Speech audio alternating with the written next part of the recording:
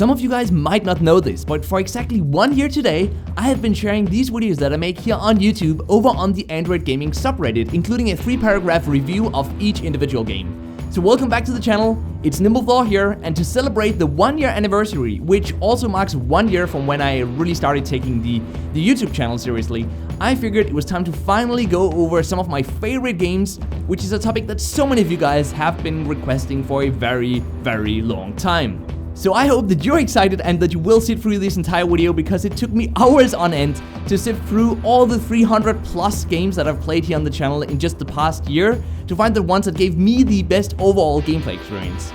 But coming up with a top 5 or top 10 overall is near impossible for me, so instead what I've decided to do is that I've made these categories, such as for example most fun gameplay experience, and then I'll list a game or 2 or 3 or sometimes 4 games under each of these categories, much like you would do in a typical award show.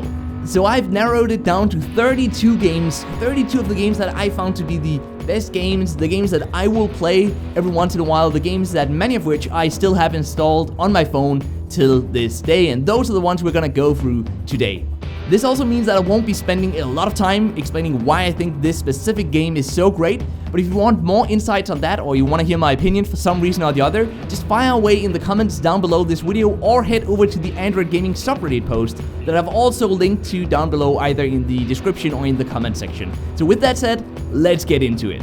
So first up is the best action gameplay experience, and I've played a lot of action games this year. I only realized that now as I was looking through the old videos, but one of my favorites is by far Devil Eater.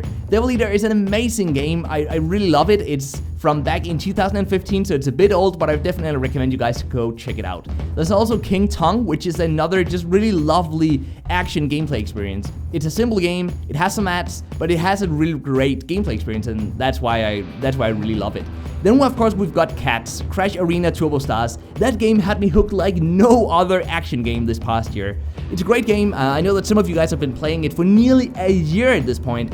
I didn't last that long, I eventually got bored with it, but for what it was and for the time that I did play it, I really enjoyed it, and I think it's a really, really well made action game. And then there is the very unique game Snipers vs. Thieves. This one definitely takes the award for the most unique action gameplay experience on mobile this entire year. I'm not sure if the game is it might actually be older, so it might actually be from 2016, maybe from early 2017, but I still think it's the most unique action gameplay experience, and it's fun at the same time. And then lastly, there's Chrono, which is pay to win, by the way, so just a huge warning here, it is pay to win, but the gameplay does earn it a spot here on the list because I really loved the action gameplay of this game, and it really had me hooked for as long as I played the game. So that's about it for the action games. Now we're gonna move on to the best shooter experience.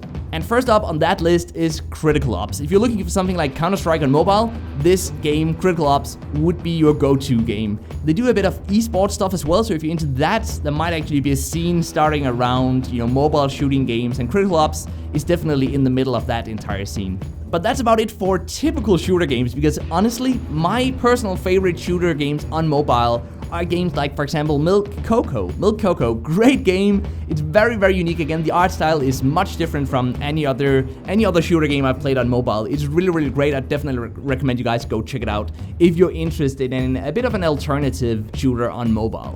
Then there's also Still Alive, which is another great shooter game. I don't know how active the community of Still Alive still is. Kind of a pun there. I'm not even gonna say it, but you can figure it out whether or not it's still alive. Okay, I said it, sorry. I said it. But I love the game, I love the gameplay. If it's still active, I definitely recommend you guys go check it out. And then lastly, probably the most unique of them all, Gunstrider Tap Strike, which is not exactly your typical shooter. You view everything from the side, or like nearly an isometric view, a bit top down, but not entirely top down, so a bit from the sides as well. And then you simply tap to shoot. So it's a arcade shooter is probably the best way to define it. It's a great game though, I did have a lot of fun with it, and I would recommend you guys go check it out. And now for one of the real big ones, best RPG experience. And first on that list, not that it's a ranked list by the way, but the first game I want to mention as giving me the best RPG experience in 2017/2018 is Eternium. Eternium, I know that most of you guys probably have heard about the game already, many of you might have played it, some of you might have got bored by it already, but if you haven't played it, I think it's one of the RPG experiences that you need to have on mobile, so definitely go check that one out. Second is a very new game, Heretic Gods. I covered that recently here on the channel, so definitely go check that out if you haven't seen it already.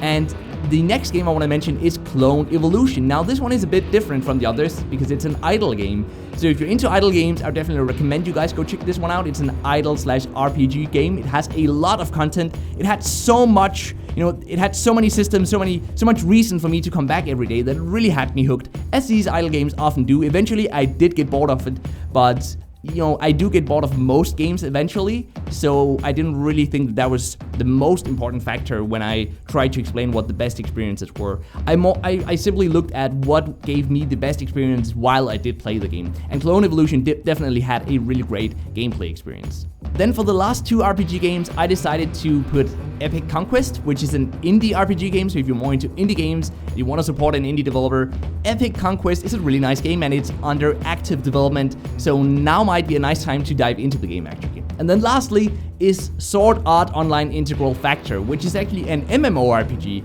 so it's a massively multiplayer online game, and then in an RPG setting or an RPG character setting. And the game is really great. I liked it. I know that some of you guys have been mentioning that it doesn't have a lot of PvP, if any at all. I'm actually not even sure. But I find that game to just be addictive, honestly. Like, in a good way, right? It really had me hooked for a very long time, and I played that game for hours, like, before I could lay it down for the first time. I was just hooked right from the beginning, at least when I got through the first, 10 minutes of just conversation and just story. So I recommend you guys to go check that one out as well. So to move on to the next categories, I don't know about you guys, but before mobile gaming was really a thing, I used to love playing these Flash browser games. I played them so much because they were quick, they were casual, and that also means that I've been looking forward to seeing some of them arrive on mobile. And some of them have indeed arrived, and some of them gave me a really great old school gameplay experience. And that's the headline for this next category here, best old school gameplay experience. And first up on that list is Free Rider HD. I played that game so much in the browser, and it works so smooth, so seamless on mobile as well, so I would definitely recommend you guys go check that one out. And then the second one, probably not a big surprise for some of you guys, is Fancy Pants Adventures. Yes, the game finally arrived in 2017, and it's just lovely. It's everything you expected from the game. I really enjoyed playing it for the time that I did have with the game. It's one of those games that I eventually did uninstall because I played it so much back in the Flash browsing gaming days, but it's still a really superb game, and I'd recommend you guys to go at least check out the video that I did of that game. Now for a really tricky one, best strategy experience, or strategy gameplay experience. I played a lot of strategy games, and I don't always end up liking the same ones that you guys seem to really enjoy, so that's a bit strange. Maybe it's probably just me that's weird, but I really like these games that I want to go over now. I have 4 of them, okay, so I picked 4 strategy games. The first one is MapleStory Blitz. Now I know that that one hasn't fully released everywhere yet, so maybe you'll just have to wait. But if you can, go check it out on your local Google Play or iOS App Store to see if it has released. I think it's a really great strategy card game. Then next up is Rival Crimson X Chaos, another really great strategy game. Has some really awesome graphics. So if you're into crisp graphics, something that looks really awesome, I would recommend you guys go check that one out. Then next on the list is a game that I actually didn't know if I should classify as an RPG or a strategy game, but I eventually ended up calling it a strategy game, but it is really a strategy RPG game, and it's called Art of Conquest. Now, Art of Conquest really got me hooked because it reminds me a lot of Heroes of Might and Magic 3, which I played a lot back when I played more PC games. So if you also like Heroes games, I definitely recommend you guys go check out Art of Conquest. It's not exactly the same, but it's pretty close, and if you don't own a tablet, it seems to be the only way to get that Heroes of Might and Magic experience on mobile, or at least one of the better ways to get that experience. And then lastly, for the strategy games, I decided to pick Tactical Monsters. Tactical Monsters is a lot of fun. It's a game that has recently fully released, so everyone should be able to go check that one out now. Back when I covered it, it was in beta, I believe, so it wasn't available for everyone. The game has improved in so many aspects, but all of them are for the better, in my honest opinion. So I really recommend you guys go check that one out if you like a very great, strategy RPG-ish gameplay experience. Moving on to the next category, you guys have always seemed to really enjoy whenever I covered a roguelike game. So I wanted to pick 2 games. I actually wanted to pick one, but I didn't really know which of these I liked the most. So I eventually picked two best roguelike gameplay experiences on mobile. And the first one is Soul Knight and the second one is Pocket Rogues. I don't have a whole lot to say about the differences between the two games. They are fairly similar in the gameplay experience that you're gonna experience as a player. Both are really amazing games, so if you get bored of one, maybe try the other. If you like the art style in one, maybe pick that one over the other. But definitely go check out both Soul Knight and Pocket Rogues. Now I wanted to have a category for the best multiplayer experience, but when I started making this list, I realized that I'd already covered several of the great multiplayer games out there. But there were a couple of games that I didn't know exactly how to classify, so I decided to put them into this best multiplayer gameplay experience, because they are multiplayer games and they were, great gameplay experiences. So the first one is War Wings. It did have a bit of a pay-to-win aspect to it, but I really liked the game. The multiplayer part felt really seamless, the matchmaking was super quick, so that's why that game is here on the list, and I think it's one of the best flying games on mobile, honestly. They really got the controls working really nicely. And then the second one is Battle of Arrow, and now I know that it does seem that we do fight bots every once in a while in Battle of Arrow, so is that really a great multiplayer experience? Well, honestly, if you don't go into the details, like if you don't really care about whether or not you're fighting a bot right now, or whether or not you're fighting another player, then I would say yes. Now, if you do care about that, I understand that. I completely understand that. I'm not saying I don't care at all. I'm just saying, if you just go in there for the gameplay experience, Battle of Arrow is a really great gameplay experience, and you are definitely fighting against against other players every once in a while. It just seems that the game, whenever you lose, it matches you against bots for a couple of matches just to get you sort of back in there and, I don't know, boost your confidence, make you not quit the game, and then eventually you'll start fighting against other players again. We see that in a lot of mobile games, so I don't really want to comment more on that in this video. Maybe that should be a video on its own at some point. But Battle of Arrow, War Wings, two fantastic multiplayer gameplay experiences in my honest opinion. At this point in the video, guys, there are only 3 categories of fantastic games yet, but in these categories, we do have some of the games that I've found the most fun overall on mobile, so hang in there. The first category of the last 3 is most fun/silly gameplay experience, and I've got 3 games in this category. The first one is Crash of Cards, which is an .io, just like Agario, agar.io, however you pronounce that. But Crash of Cards is a super fun game. It's silly, but it's super fun, and I really enjoyed playing it. Next up is Dude Theft Auto, which is probably the most silly game. I don't want to say that this is the best gameplay experience ever, but it is certainly very silly, and the ragdoll effects really had me laughing a lot, like literally laughing out loud when I recorded that video, which doesn't happen very often, so of course I had to mention the game here, even though it is not at all the most high quality or best game ever made. It is super fun, and in the end, how do you define the best game? Is the best game a game that you have fun with? Well, if your objective was to have fun, then maybe it actually is. And then the last game in this category is Car Stunts 2. Amazing game, by the way. Don't let the name fool you. It sounds a bit weird. It sounds a bit, search engine optimized.